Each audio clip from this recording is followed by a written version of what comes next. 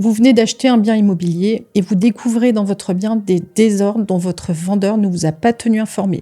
Que faire?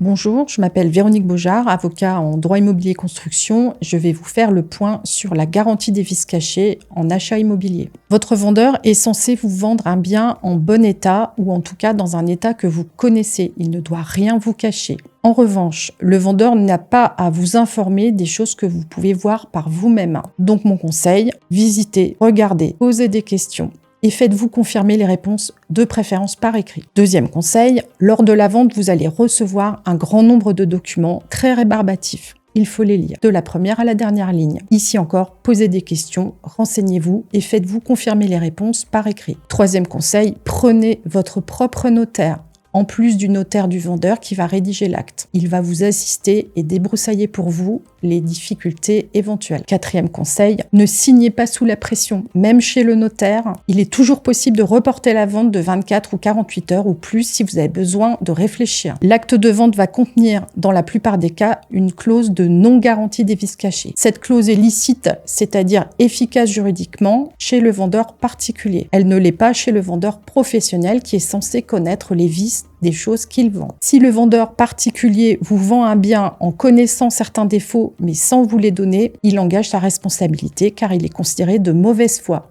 Vous pourrez obtenir une réduction du prix correspondant aux défauts, voire l'annulation de la vente pour les plus graves.